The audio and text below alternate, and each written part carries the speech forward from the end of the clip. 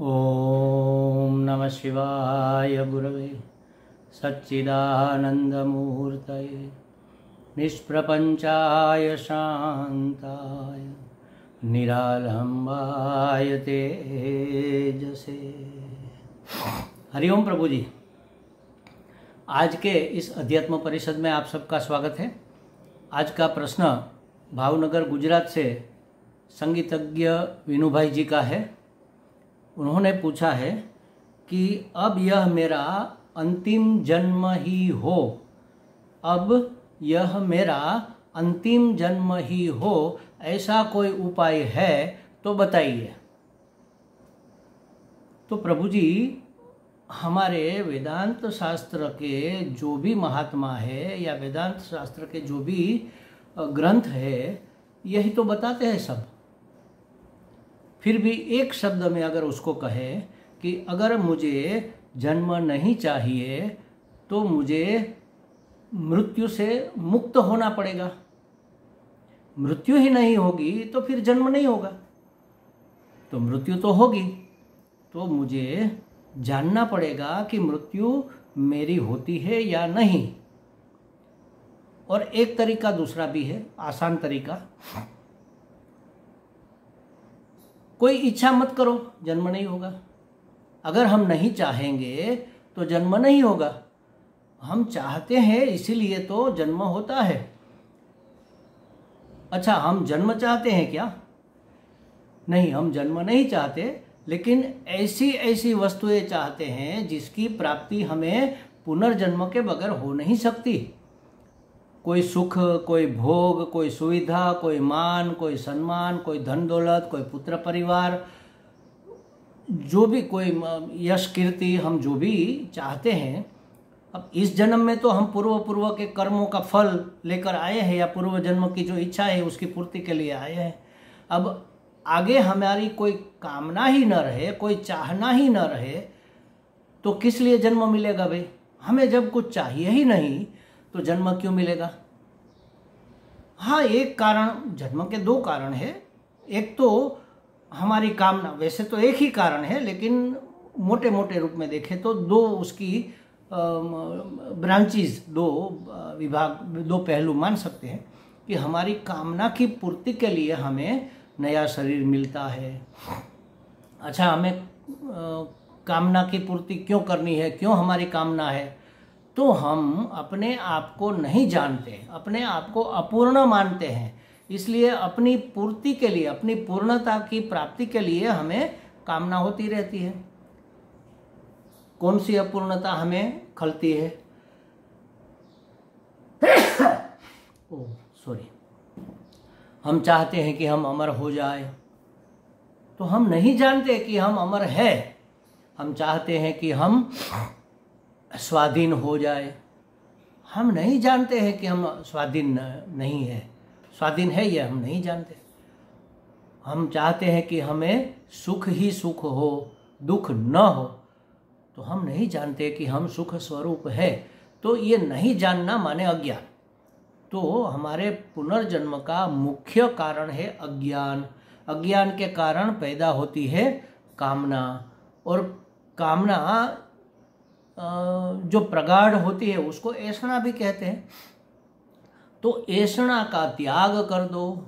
कहीं से कोई भी परिस्थिति में किसी से कुछ भी न चाहो, कोई अपेक्षा न रखो, कोई कामना न रखो, कोई अपेक्षा न रखो, कामना का त्याग कर दो, तो कोई कामना ही नहीं रहेगी तो किस कामना की पूर्ति के लिए जन्म मिलेगा? अच्छा, कामना तो कितने प्रकार की है महाराज, कौन सी कामना को त्याग करें?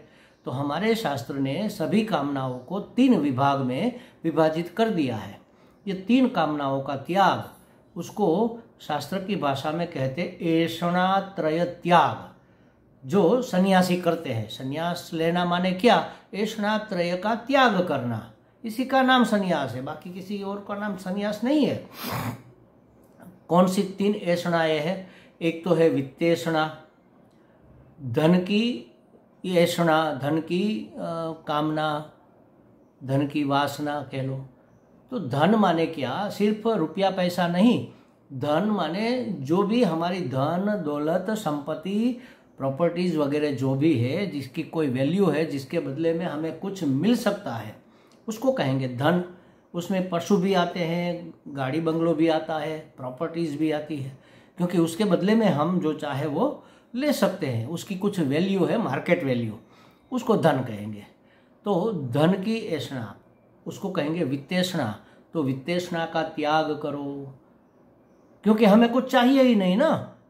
इसके बदले में अगर कुछ मिलता है तो हमें कुछ चाहिए ही नहीं, तो धन भी नहीं चाहिए। सबसे पहले वित्तेषणा का त्याग। फिर आता है पुत्रेषणा का त्याग। पुत्र का मतलब सिर्फ बेटा बेटी की बात नहीं है, बेटा बेटी तो है, लेकिन पुत्र पत्नी परिवार हर एक प्रकार के संबंध, उसका त्याग। जैसे कोई सन्यासी है तो उसको कहाँ कोई पुत्र की बात होगी, बाल ब्रह्मचारी है और सन्यास ले लिया, तो वहाँ उसके शिष्य की ऐषणा कि मेरे इतने सारे शिष्य हो, इतने बड़े बड़े विद्वान शिष्य हो, और मेरा मुख्यमंत्री मेरे शिष्य हो, बड़ा प्रधान मेरे शिष्य हो, यहाँ के कमिश्नर मेरे शिष्य हो, तो मेरी कुछ हम ऐसे मेरी इंप्रेशन जमेगी। तो ये भी तो ऐषणा है ना, शिष्य की ऐषणा। शिष्य कितने हो, कैसे हो, कहाँ के हो, इसका भी एक अपेक्षा कामना रहती है। तो पुत्रेषणा में ये सब आ जाता है, सभी संबंध समझ लो। तो वित्तेषणा का त्याग, पुत्रेषणा का त्याग और लोकेषणा का त्याग, ये बहुत कठिन त्याग है। लोकेषणा, लोक की ऐषणा माने इस लोक में मुझे सुख मिले, इस लोक में मुझे यश पद प्रतिष्ठा मिले। संन्यास ले लिया, लेकिन लोग हमें जाने तो सही कि ये बाबा बड़े ज्ञानी है, इतने बड़े महात्मा है। तो इस लोक में या परलोक में भी हमें स्वर्ग मिले, हमें स्वर्ग से ऊपर जन मह तपह लोक मिले, हमें सत्य लोक मिले, ब्रह्म लोक मिले, वहाँ हम इतने सुख भोगेंगे। तो किसी भी इहामूत्र लोक विराग, इस लोक की और अमूत्र दूसरे किसी भी लोक की कोई ऐषणा न रहे, वहाँ सुख से रहे, वहाँ के सुख भोगे, ऐसी ऐषणा न रहे। हमें सामान्य भाषा में कहे तो हमें लोक में हमें ख्याति प्राप्त हो, इसकी भी ऐषणा न रहे यहाँ के लोक में। तो ये तीन ऐषणा में सभी ऐषणाएं आ जाती है, वित्तेषणा, पुत्रेषणा और लोकेषणा। तीनों ऐषणाओं का त्याग करने से हमारा त्याग हो जाएगा। त्याग से क्या होगा? त्यागे नैके अमृतत्व मानसुः। त्याग से ही अमरता की प्राप्ति होती है। त्याग, इन तीनों ऐषणाओं का 100% संपूर्ण त्याग हो जाएगा तो अमरत्व की प्राप्ति हो जाएगी। अगर अमरत्व की प्राप्ति हो जाएगी तो मृत्यु नहीं होगी, मृत्यु नहीं होगा तो फिर से जन्म भी नहीं होगा। लेकिन महाराज, हमने जो कर्म किए हैं उसका फल भोगने के लिए तो फिर जन्म लेना पड़ेगा ना। तो उसके लिए एक इसके साथ में मुख्य उपाय, ये ऐषणात्रय पहला उपाय है, और अंतिम उपाय है ज्ञान की प्राप्ति। ज्ञान प्राप्त हो जाने से फिर हमें पुनर्जन्म नहीं होगा, क्योंकि गीता जी में भी कहा है, ज्ञानाग्नि सर्व कर्माणि भस्मसात् कुरुते तथा। जैसे आग में लकड़ी डालते हैं तो लकड़ी भस्म हो जाती है, उसी तरह ज्ञान अग्नि अगर हमारे अंदर प्रकट हो जाए तो हमारे सभी कर्म, किए हुए सभी कर्म जो संचित है, भस्मसात्, भस्म की तरह खाक हो जाएंगे जलकर। तो अगर कोई बीज है उसको हम भून ले तो फिर उसमें से अंकुर नहीं निकलता, तो हमारे सब कर्म जल भून जाएंगे। तो फिर उसका भोग करने के लिए हमें फिर से वापस आना नहीं पड़ेगा। तो ज्ञान प्राप्ति करने से कर्म भोग नहीं होगा, और ऐषणाओं का त्याग करने से, कामनाओं का त्याग करने से इच्छा पूर्ति के लिए भी हमें पुनर्जन्म नहीं लेना पड़ेगा। दो कारण मुख्य है पुनर्जन्म का। एक तो हमारे भगवान देखो कितने कृपालु, कितने दयालु, कितने अनुग्रहपूर्ण है। हम जो भी इच्छा करते हैं भगवान के, ठीक है बेटा तुम्हारी इच्छा हम पूरी करेंगे। अरे भगवान हमें तो विमान में उड़ना है, ठीक है बेटा उड़ाएंगे तुम्हें, जब मौका मिलेगा तब। इस जन्म में तो तुम्हारे नसीब में नहीं है, अगले जन्म में तुम्हारे कुछ पुण्य जमा होंगे तो उस पुण्य का फल के रूप में हम आपको विमान में उड़ाएंगे। जो भी हमें इच्छा होती है भगवान उसको टिक मार्क लगाते हैं, हाँ ओके मंजूर मंजूर मंजूर करते जाते हैं। और अगले अगले अगले अगले जन्म में एक के बाद एक जो भी जन्म आता है, जो भी भोग करने की इच्छा है उसके लिए जो योग्य योनि है और जैसे हमारे कर्म है उसका पुण्य या पाप कर्म उसके अनुसार हमें नया जन्म मिलता है। गंदी बात है लेकिन बता दूं कि बहुत खाने की इच्छा, सतत खाते रहने की इच्छा अगर हमारी रहेगी कि भगवान हमें बहुत कुछ बहुत खाना मिले, हम खाते रहे, बस भात भात की चीज़ें खाते रहे, तो अगले जन्म में हम सुअर होंगे, भूंड होंगे। 24 घंटे खाता ही रहता है, अलग अलग जगह की गंदगी खाता रहता है। तो भगवान हमें गंदगी नहीं, हमें तो स्वादिष्ट वस्तु चाहिए। तो भूंड को तो वही स्वादिष्ट लगता है ना। नहीं, कहने का मतलब यही है कि अगर हमारी कोई कामना नहीं रहेगी तो कामना की पूर्ति के लिए पुनर्जन्म हमें मिलने वाला नहीं है। दूसरी बात, हम अगर ज्ञान प्राप्त कर ले तो ज्ञानाग्नि से हमारे पूर्व जन्म लेने के कारणभूत जो कर्म है सब भस्म हो जाएंगे, तो पुनर्जन्म फिर नहीं होगा। अच्छा, ज्ञान प्राप्ति के लिए क्या करें? तो हमारे शास्त्रों ने बहुत अच्छे अच्छे उपाय बताए हैं। श्रद्धा भक्ति ध्यान योगादवै। श्रद्धा भक्ति और ध्यान पूर्वक आप शास्त्र का श्रवण करें, शास्त्र का मनन करें और शास्त्र का निधिध्यासन करें। लेकिन उसके पहले ज्ञान प्राप्ति के जो साधन है उसमें सहायक साधन है कर्म, ध्यान, भक्ति या उपासना कह लो, ये उसके सहायक साधन है। कर्म से हमारे राग द्वेष निवृत्त होते हैं, निष्काम कर्म से। भक्ति से अंतःकरण में पवित्रता आती है और ध्यान से माने योग से नैश्चल्य आता है, निश्चलता आती है। भक्ति से वासना क्षय होता है। तो कर्म से अंतःकरण शुद्ध करके, भक्ति से वासनाओं की शुद्धि करके मतलब पवित्र करके अंतःकरण को, और ध्यान योग से मन की चंचलता को स्थिर करके अपने अंतःकरण में साधन चतुष्टय की प्राप्ति करनी चाहिए। तो ये जो है साधन, कर्म, उपासना, योग या ध्यान योग, ये सहायक साधन है ज्ञान प्राप्ति के। परंपरा साधन इसको कहते हैं, परंपरा साधन है। फिर आते हैं बहिर्गत साधन। तो बहिर्गत साधन में साधन चतुष्टय आते हैं, विवेक, वैराग्य, शमदमादि, षट्क संपत्ति और मुमुक्षा, ये 4 बहिरंग साधन है। इसको अर्जित किए बगैर हमारा अधिकारित्व सिद्ध नहीं होता। ज्ञान प्राप्ति का अधिकारित्व प्राप्त करने के लिए ये 4 साधन हमें संपादन करने चाहिए। विवेक जगाना चाहिए, वैराग्य, जो काम की चीज़ नहीं है उसको छोड़ो, उसके प्रति आसक्ति को त्याग दो, और फिर शमदमादि, षट्क संपत्ति, मन का संयम, इंद्रियों का संयम, ये सब, धैर्य, धारणा, श्रद्धा, ये सब लेकर फिर मुमुक्षा जगेगी, मोक्ष प्राप्त की इच्छा जगेगी। तो ये बहिरंग साधन है।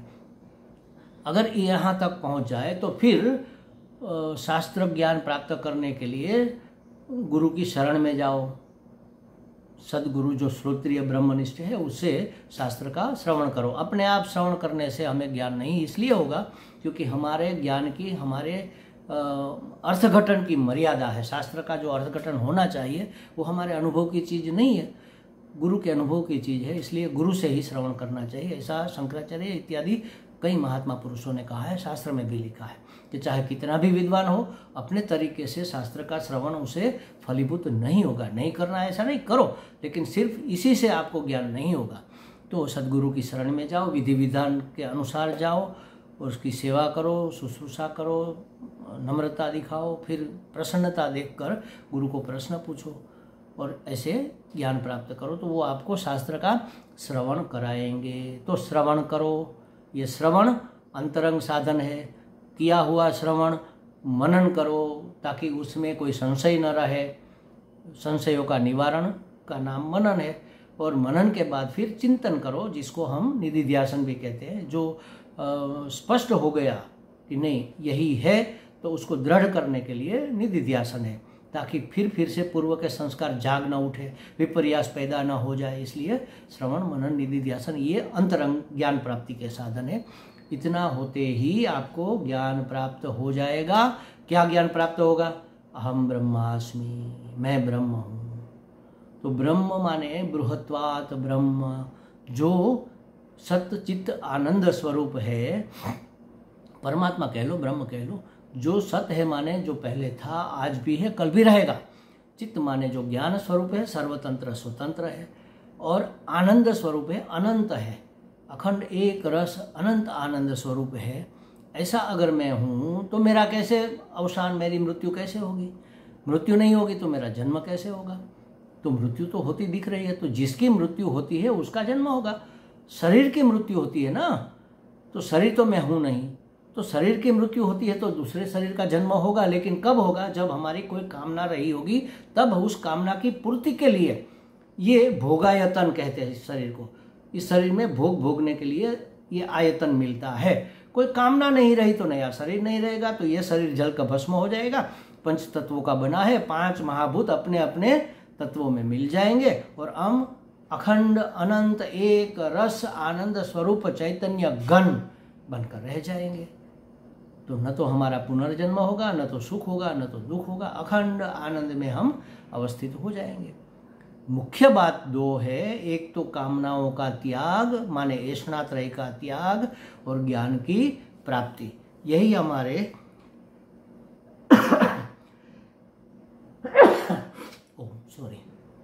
यही हमारे जन्म मरण से मुक्ति का उपाय है, और यही हमारे अभय पद में अवस्थित होने का उपाय है। यही हमें सर्वतंत्र स्वतंत्र होने का उपाय है। यही हमारे अखंड एक रस आनंद में अवस्थित होने का उपाय है। ये 2 पहलू है, एक सिक्के के जैसे 2 पहलू होते हैं, उसी तरह कामनाओं का त्याग और ज्ञान की प्राप्ति। हमें लगता है विनू भाई जी को कुछ स्पष्टता हो गई होगी। हरि ओम।